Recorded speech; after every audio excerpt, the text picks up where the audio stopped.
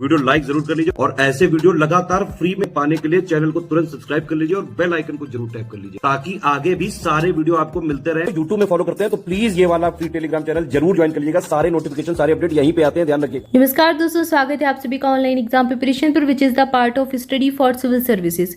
दोस्तों यहाँ पर हम देखने वाले हैं लेखपाल का पेपर जो कि 31 जुलाई 2022 को आयोजित करवाया गया था।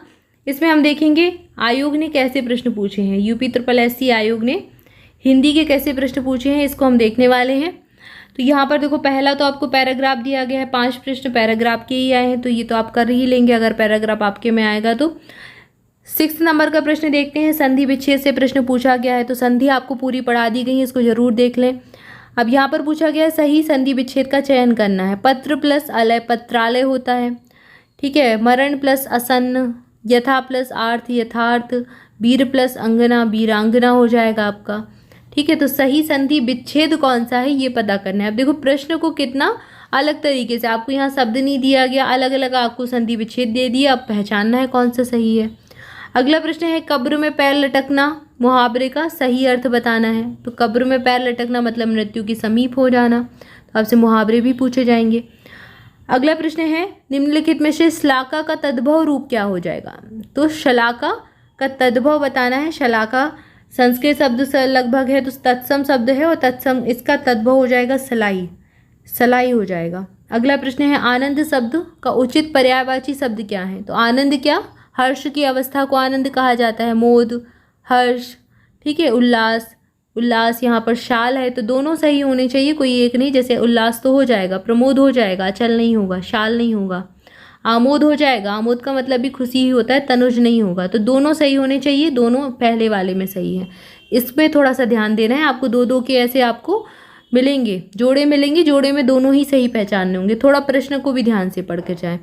अगला प्रश्न है अपना और पराया किस समास का उदाहरण है। अपना और पराया, ये तो और ही जोड़ दिया है इसमें साथ में, तो द्वंद्व समास ही बन जाएगा। द्विगु उसमें होता है जिसमें संख्याएं होती हैं, ठीक है। जैसे आपको द्वितीय दिख जाए, चतुर्थ दिख जाए, ये द्विगु समास के उदाहरण है।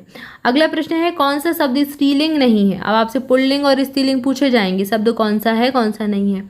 इनका वो पहचानने का सबसे अच्छा तरीका होता है, आप इसको किसी भी उदाहरण में लगाकर देख लें, किसी वाक्य, कोई वाक्य बनाकर देख लें, तो आपको पहचान में आ जाएगा कि वो शब्द स्त्रीलिंग है या नहीं, क्योंकि उसके आगे जो वाक्य के आगे जो कारक चिन्ह आएंगे या फिर कुछ और आएगा, उससे आपको पता चल जाएगा। की का के की आया तो आप समझ जाएंगे स्त्रीलिंग है, और अगर आपका जैसे रहा है आ गया रही है, इस प्रकार से आप समझ जाएंगे आराम से। तो वाक्य में प्रयोग करके एक बार जरूर देख लें, तो आपको अच्छे, जैसे भिक्षा मांगी जाती है, ठीक है, तो स्त्रीलिंग हो गया। यामा, यामा एक रचना थी। योजना बनाई जाती है, योजना बनाया तो नहीं जाएगा, योजना बनाई जाती है। संबल रखा जाता है, संबल क्या होता है, लोगों से कहते हैं आप थोड़ा सा संबल रखें, थोड़ा सा आप जो है भरोसा रखें, संबल रखें, बल रखें, ऐसे कहते हैं। तो ये रखा जाता है, तो ये पुल्लिंग हो जाएगा, ये स्त्रीलिंग हो गए सारे। अगला शब्द दिया गया, अगला प्रश्न दिया गया विलोम शब्द का युग्म पहचानना है। सांझ दोपहर, सांझ का समय तो होता है शाम का, दोपहर हो गया आपका जो दोपहर बीच वाला समय हो जाता है, सुबह और सांझ के बीच का समय। शुष्क और क्षुद्र, ये भी आपके सही विलोम नहीं है। सांझ का विलोम क्या हो जाएगा, सुबह हो जाएगा, ये विलोम थोड़ी ना होगा दोपहर इसका। प्रसन्न का प्रफुल्ल हो जाएगा, दोनों समानार्थी से हो गए। प्रसन्न मतलब भी खुशी होता है, प्रफुल्ल मतलब भी खुशी होता है। शुष्क मतलब सूखा हुआ सा, क्षुद्र मतलब छोटा हो जाता है, तो ये तो बिल्कुल भी सही नहीं है। कृपण और दाता, ये दोनों ही विलोम शब्द हो जाएंगे, ठीक है ना। अगला प्रश्न देखते हैं जीवन पति का समानार्थी शब्द बताना है। जीवन पति का समानार्थी क्या होगा, यमराज हो जाएगा।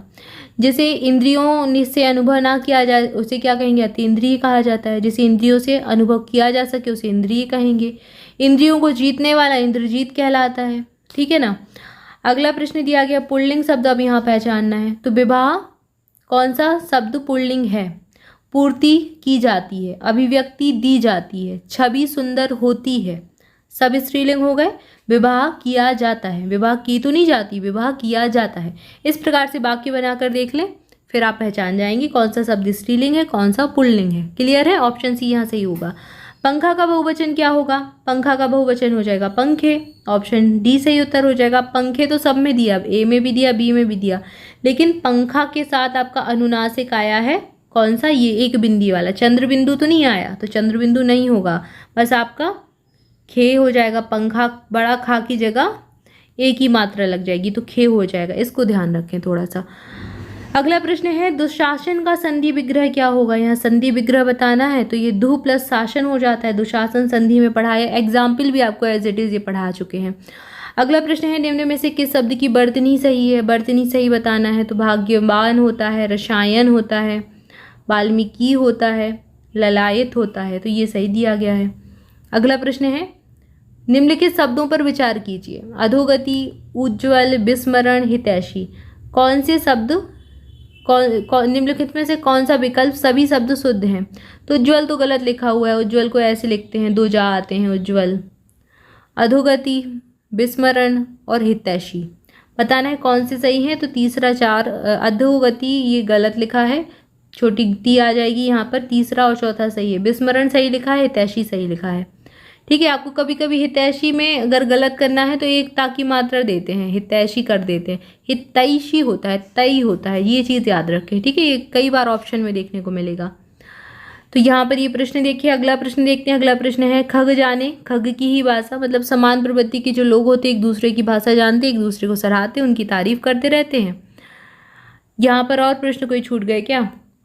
यहाँ पर ये पर्यायवाची शब्द हैं, ये देखे थे, ये देखिए यहाँ पर ये सारे, ये 1 से 5 तक तो ये था, ये देख चुके हैं। मृत्यु के पास बैठना, ये सारी चीज़ें देख चुके हैं।